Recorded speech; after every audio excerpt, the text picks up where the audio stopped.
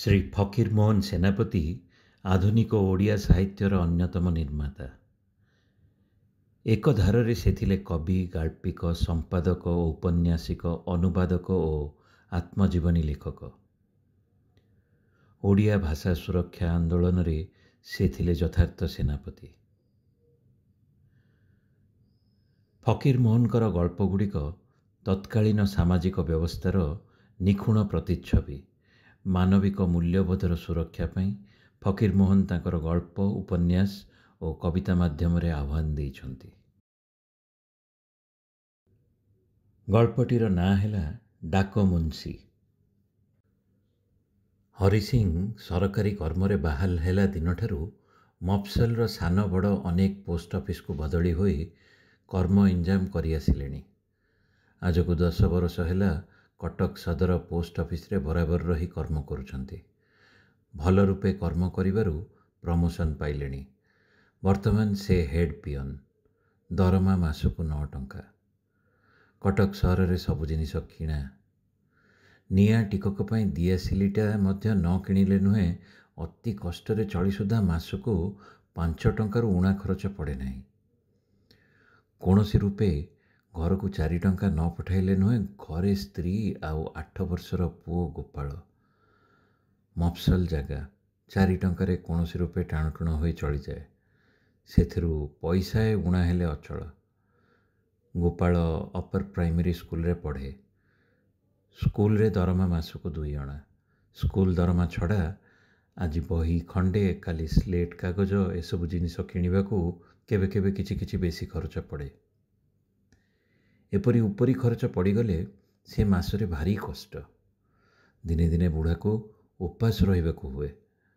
ଉପାସ ହଉ ପଛେ ମୋ ପିଲାଟି ପାଠ ପଢ଼ୁ। ଦିନେ ପୋଷ୍ଟମାଷ୍ଟର ସର୍ଭିସ ବୁକ୍ ଦେଖି କହିଲେ, ହରି ସିଂ, ତମର 55 ବର୍ଷ ବୟସ ହୋଇଗଲା।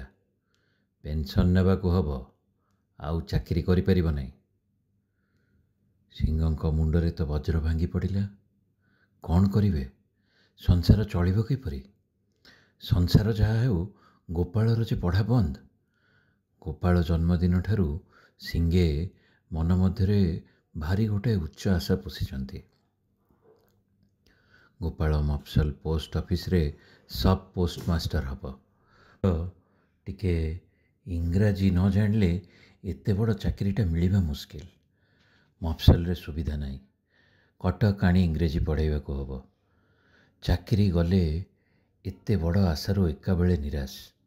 ସବୁବେଳେ ସେଇ କଥା ଭାବି ଭାବି ଦେହଟା କଳାକାଠ ପଡ଼ିଗଲାଣି। ଦିନେ ଦିନେ ରାତିରେ ନିଦ ହୁଏ ନାହିଁ। ଭାବି ଭାବି ରାତି ପାହିଯାଏ। ସିଂହଙ୍କ ଉପରେ ପୋଷ୍ଟମାଷ୍ଟର ବାବୁଙ୍କର ଭାରି ମେହେରବାନୀ।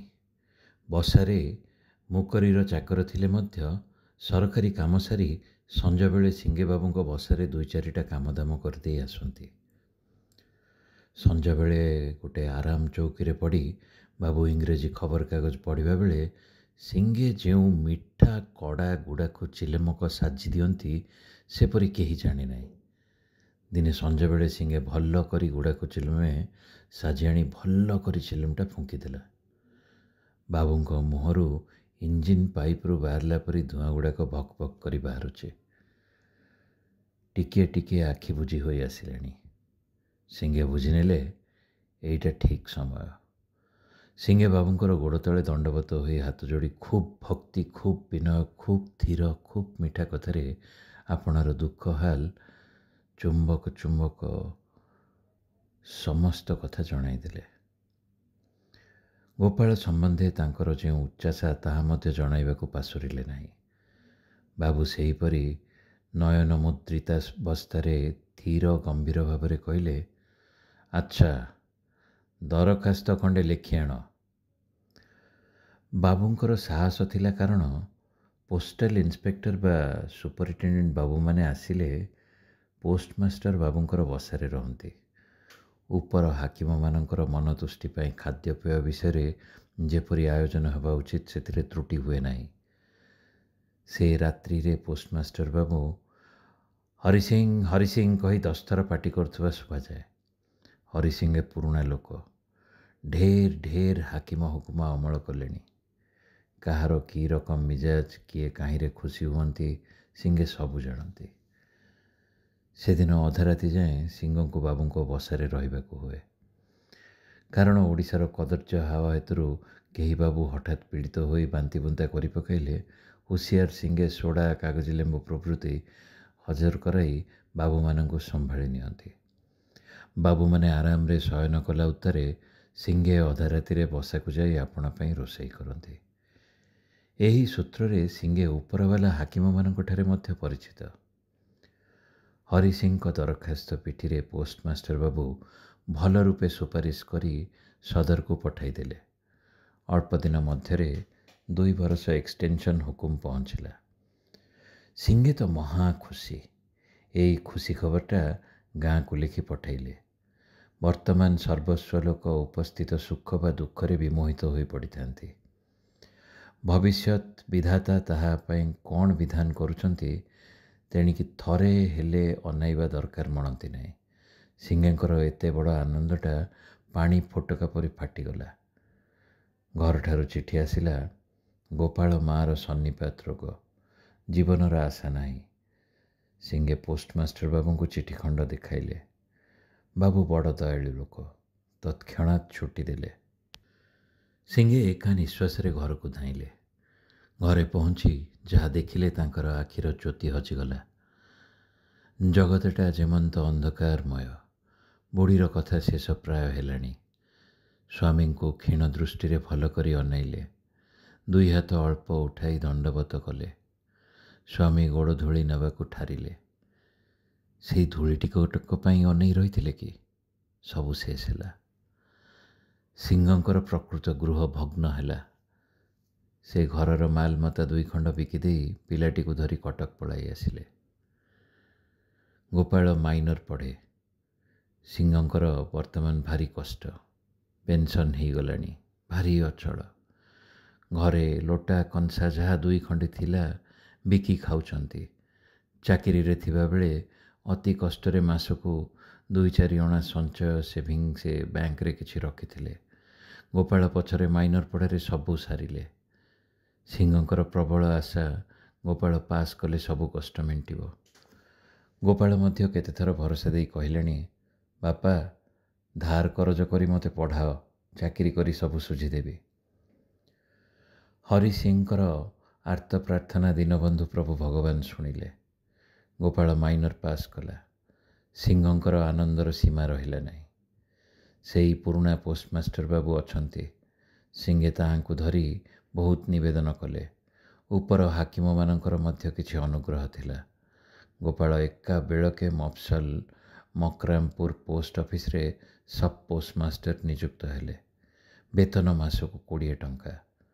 ବର୍ତ୍ତମାନ ସଦର ପୋଷ୍ଟ ଅଫିସରେ 4 ମାସ କାମ ଶିଖି ମଫସଲ ଯିବେ। ହରିସିଂଙ୍କର ଆନନ୍ଦର ସୀମା ରହିନେଲେ। ଅନରବତ ପ୍ରଭୁଙ୍କୁ ଅନାଇ ମୁଣ୍ଡିଆ ମାରି ମାରି ଜଣାଉଛନ୍ତି, ଧନ୍ୟ ପ୍ରଭୁ ତୁମ୍ଭର କରୁଣା, ଦୁଃଖୀର ଗୁହାରି ଶୁଣିଲ। ଚାକିରି ଖବର ଆସିବା ଦିନ ରାତିରେ ବୁଢ଼ା ସିଙ୍ଗେ ନିରୋଳାରେ ବସି ଢେର କାନ୍ଦିଲେ। ହାୟ, ଆଜି ବୁଢ଼ୀ ଥିଲେ କେତେ ଆନନ୍ଦଟେ ହୁଅନ୍ତେ। ତାଙ୍କ ଗୋପାଳ ହାକିମି ଚାକିରି ପାଇଲା। ଆନନ୍ଦ ଉତ୍ସବରେ ଗଡ଼ି ଯାଇଥାନ୍ତେ। ହାୟ, ଅଭାଗୀ କପାଳରେ ଦେଖିବାକୁ ନାହିଁ। ହେଉ ହେଉ, ତାଙ୍କ ଗୋପାଳ ତ ହାକିମ ହେଲା। ପ୍ରଭୁ ଗୋପାଳଟିକୁ ରକ୍ଷା କରନ୍ତୁ। ଗୋପାଳ ପ୍ରଥମ ମାସ ଦରମାଟା ପାଇ ବୁଢ଼ା ହାତରେ ଦେଲା। ବୁଢ଼ାର ଆନନ୍ଦ କହିଲେ ନ ସରେ। ଗୋଡ଼ ତଳେ ପଡ଼ୁନାହିଁ। ପୁଅ ହାକିମ। ଏତେ ଗୁଡ଼ାଏ ଟଙ୍କା ମାସକ ମଧ୍ୟରେ ଆଣିଲା। ଟଙ୍କା ଗୁଡ଼ାକ 4-5 ଥର ଗଣି ଅଣ୍ଟିରେ ବାନ୍ଧି ଶୋଇଲେ। ଆରଦିନ ସକାଳେ ଲଣ୍ଡଭଣ୍ଡ ହୋଇ ବଜାରକୁ ଧାଇଁଲେ। ଜୋତା, କୁରୁତା, ଲୁଗା ଯାହା ଦରକାର ସବୁ କିଣାଗଲା। ଗୋପାଳ ଯେ ହାକିମ ହେଲାଣି, ସେ କ'ଣ ଯେ ସେ ଲୁଗା ପିନ୍ଧିବ? ଭିକ ଦେଖି ସିନା ଭିକ। ସେହିପରି ପୋଷାକ ଲୋଡ଼ା। ଏଣେ ଗୋପାଳବାବୁ ଅଫିସରେ 5 ଜଣ ବାବୁ ସାଙ୍ଗରେ ବସି ଇଂରାଜୀ ଲେଖନ୍ତି। ବାବୁମାନଙ୍କ ସହିତ ସବୁବେଳେ କାରବାର। ସମସ୍ତେ ଡାକନ୍ତି ଡାକମୁନ୍ସି ବାବୁ। ପୁରା ନାମ ଗୋପାଳ ଚନ୍ଦ୍ର ସିଂ। ଏଣେ ବସାରେ ଆସି ଦେଖନ୍ତି କ'ଣ ନା, ବୁଢ଼ାଟାଏ ମଳିଆ ଲୁଗା ଖଣ୍ଡେ ପିନ୍ଧି କାମରେ ଲାଗିଛି। ଗୋପାଳ କେମିତି ଭଲ କରି 2ଟା ଖାଇବ। ଗୋପାଳ ଗାଧେଇଲା, ଓଦା ଲୁଗା ଶୁଖିଲା ନାହିଁ। ପିଲାଟା କାମ କରି ଧନ୍ଦି ହେଇଗଲାଣି। ଏଇ ସମସ୍ତ ଦିନରାତି ଚିନ୍ତା। ଆଗେ ବୁଢ଼ା ସିଂହେ ବେଳେବେଳେ ହରିନାମ କରୁଥିଲେ, କିଛି କିଛି ଧର୍ମକର୍ମ କରୁଥିଲେ। ଏବେ ଗୋପାଳ ବାବୁଙ୍କ ପାଇଁ ସବୁ ଭୁଲିଗଲେଣି। ବୋଧ କରୁ ହରି ଏସବୁ ଦେଖି ବୁଢ଼ା ଉପରେ ବୋଧେ ଖପା ହୋଇଗଲେଣି। ଧମକାଇ କହିଲେ, ଆରେ ନିର୍ବୋଧ, ଏ କ'ଣ ରେ? ହଉ ଆଚ୍ଛା, ବୁଝିବୁ। ଏଣିକି ଗୋପାଳ ବାବୁଙ୍କର ଭାବ କିଛି କିଛି ବଦଳିଗଲାଣି। ଏବେ ବାପକୁ ଦେଖିଲେ ମିଛଟାରେ ହେଲେ ଗରଗର ସିଁ ସିଁ ହୁଅନ୍ତି। ଏଟା ମୂର୍ଖ, ଇଂରେଜୀ ଜାଣେ ନାହିଁ, ମୂଲିଆ ମଳିଆ ଲୁଗା ପିନ୍ଧିଥାଏ, ଏଟାକୁ ବାପ ବୋଲି ଡାକିବି, ଲୋକେ କ'ଣ କହିବେ? ସେଦିନ ଶିକ୍ଷିତା କେତେଜଣ ସ୍ତ୍ରୀ ଲୋକ ସେମିଜ ପିନ୍ଧି ପୋଷାକ ପିନ୍ଧି ଠିଆ ହୋଇଥିଲେ, ବୁଢ଼ାଟା ଦେହରେ କୁରୁତା ନାହିଁ, ସେମାନଙ୍କର ଆଗ ଦେଇ ଚାଲିଗଲା। କି ଲଜ୍ଜା, କି ଲଜ୍ଜା! ଏଟାକୁ ବସାରୁ ନ ତଡ଼ିଲେ ଆଉ ଇଜ୍ଜତ ରହିବ ନାହିଁ। ଦିନେ ଡାକମୁନ୍ସି ବାବୁ ବାପକୁ କହିଦେଲେ, ଦେଖ, ତୁମେ ମୋର କିଛି ଉପକାର କରିନାହ, ଇଚ୍ଛା ହେଲେ ବସାରେ ରହ, ନହେଲେ ଚାଲିଯାଅ। ଆଉ ଦେଖ, ବାବୁମାନେ ଆମ ଦୁଆରକୁ ଆସିଲେ ତମେ ଘରୁ ବାହାରିବ ନାହିଁ। ଗୋପାଳ କଥା ଶୁଣି ବୁଢ଼ାର କାନମୁଣ୍ଡା ଭାଁ ଭାଁ କଲା, ଗୁମ୍ କରି ବସି ପଡ଼ିଲା। କାହାକୁ କହିବ? ପୁଅ କଥା, ଅଜାଗା ଘା ଦେଖି ହୁଏ ନାହିଁ କି ଦେଖେଇ ହୁଏ ନାହିଁ। ଯାହାକୁ ମନର କଥା କହନ୍ତା ସେ ଯାଇଛି। ବୁଢ଼ୀ କଥା ମନରେ ପଡ଼ିଲା, ଢେର କାନ୍ଦିଲା, ଚାରିଆଡ଼କୁ ଅନେଇଲା, କେହି ଭରସା ନାହିଁ। ବୁଢ଼ା ଦୁଃଖ ବେଳେ ବୁଢ଼ୀ କଥା ମନରେ କରେ, ସୁଖ ବେଳେ ମନରେ କରେ। ମୁହଁ ପୋଛିଲା ଆଉ କାନ୍ଦିଲା ନାହିଁ। ଗୋପାଳର କାଳେ ଅମଙ୍ଗଳ ହେବ। ଗୋପାଳ ବାବୁ କାଲି ସକାଳେ ମଫସଲ କାମକୁ ଯିବେ। ବୁଢ଼ାକୁ ଜଣେଇ ନାହାନ୍ତି। ସକାଳୁ ଉଠିଲେ ଅବଜ୍ଞା ଭାବରେ କହିଲେ, ଏ ବାବା, ମୁଁ ମଫସଲ ବାହାରିଲି, ଏଇ ଜିନିଷପତ୍ର ସବୁ ଘେନି ଆସ।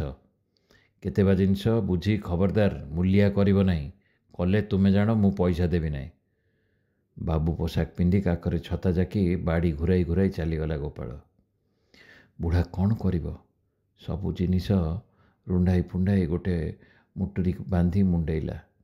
ଚାଲିପାରୁନାହିଁ, ଦେହରେ ବଳ ନାହିଁ, ଆଖିରୁ ବେଳେବେଳେ ପାଣି ବୋହି ପଡ଼ୁଛି। 10 ଜାଗା ବସି ଉଠି ସଞ୍ଜ ସରିକି ମକରାମପୁରରେ ପହଞ୍ଚିଲା।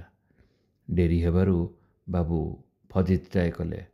ବୁଢ଼ା ଗୁମ୍ ହୋଇ ବସି ଥକ୍କା ମେଣ୍ଟାଉଥାଏ। ବାବୁ ସକାଳ ସଞ୍ଜ ଅଫିସକୁ ଯାଆନ୍ତି। ବୁଢ଼ାଟା ମୁହଁ ବୁଜି ବସାରେ କାମ ପାଇଟିରେ ଲାଗିଥାଏ।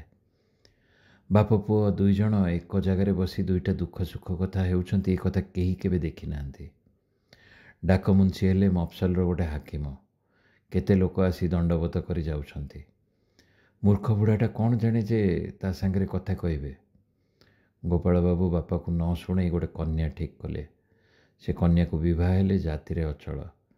ବୁଢ଼ା ଢେର କନ୍ଦାକଟା କଲେ, ହେଲେ କିଏ ଶୁଣେ? କ'ଣ କରିବ? ବୁଢ଼ାଟା ରାଜି ହେଲା। ବୁଢ଼ା ଦେହରେ ମଫସଲ ପାଣି ଚଳିଲା ନାହିଁ। ଜ୍ୱର ହେଲେ ଖୁଁ ଖୁଁ କରି କାଶେ, ସେ କାଶଟା ରାତିକି ବେଶୀ ବେଶୀ ହୁଏ। ବାବୁଙ୍କର ଶୋଇବାରେ ହରକତ ହେଲା। ପିଅନକୁ ହୁକୁମ ଦେଲେ, ଏ ବୁଢ଼ାଟାକୁ କିଆ ବାଡ଼ିରେ ଫୋପାଡ଼ି ଦେଇ ଆସ। ସେ ପିଅନଟା ମୂର୍ଖ, ଇଂରେଜୀ ପଢ଼ି ନାହିଁ, ହେଲେ ତାର ଗୋଟେ ଦେଶୀ ହୃଦୟ ଅଛି। ବିଚାର କଲା, କ'ଣ ଏ ବୁଢ଼ା ରୋଗୀଟାକୁ କିଆ ବାଡ଼ରେ ଶୋଇଦେବି। ଦିନେ ବୁଢ଼ାର ଭାରି ଜ୍ୱର, 3 ଦିନ ଖାଇ ନାହିଁ। ଅଧା ରାତି ଅନ୍ଧାର, ଥଣ୍ଡା ପାଇ ବୁଢ଼ାର କାଶ ବଳି ପଡ଼ିଲା। ବାବୁ ତ ଭାରି ଖପା ଆଉ। ବୁଢ଼ା ଛାତିରେ 2ଟା ଇଂରେଜୀ ଘୁଷି ମାରିଦେଲେ, ବିଛଣାପତ୍ର ବାହାରକୁ ଫୋପାଡ଼ି ଦେଲେ। ବୁଢ଼ା ଗାଁକୁ ଗଲା। ପାଖରେ ଥିବା ଖୁବ୍ ଭଲ ଲୋକଠାରୁ ଶୁଣାଯାଇଛି, ଗୋପାଳ ବାବୁଙ୍କର ମନ ସେଇଦିନଠାରୁ ବଡ଼ ଖୁସି। ଆଉ ଏଡ଼େ ବୁଢ଼ା ତାର ଗାଁକୁ ଆସି ତାର ଯେଉଁ 2 ମାଣ ଜମି ଥିଲା ତାକୁ ଭାଗରେ ଲଗାଇଦେଲା। ଘରେ ବସି ଧାନ ପାଏ, ପେନ୍ସନ୍ ଟଙ୍କାରେ ଲୁଗାପଟା ତେଲ ଲୁଣ ଖର୍ଚ୍ଚ ଚଳେ। କାଶ ହେଲା ଦିନଠୁ ବୁଢ଼ା ଟିକେ ଟିକେ ଅଫିମ ଧରିଛି। ସବୁ ଖର୍ଚ୍ଚ ଚଳିଯାଏ। ଘରଠାରେ ପିଣ୍ଡାରେ ବସି ହରିନାମ କରେ। ଉଛୁଣି ବାପ ପୁଅ ଦୁହେଁ ଖୁସି। ପରର ସୁଖ ଦେଖି ପାଠକ ମହାଶୟ, ଆପଣମାନେ ବି ଖୁସି ହୁଅନ୍ତୁ। ସମାପ୍ତ।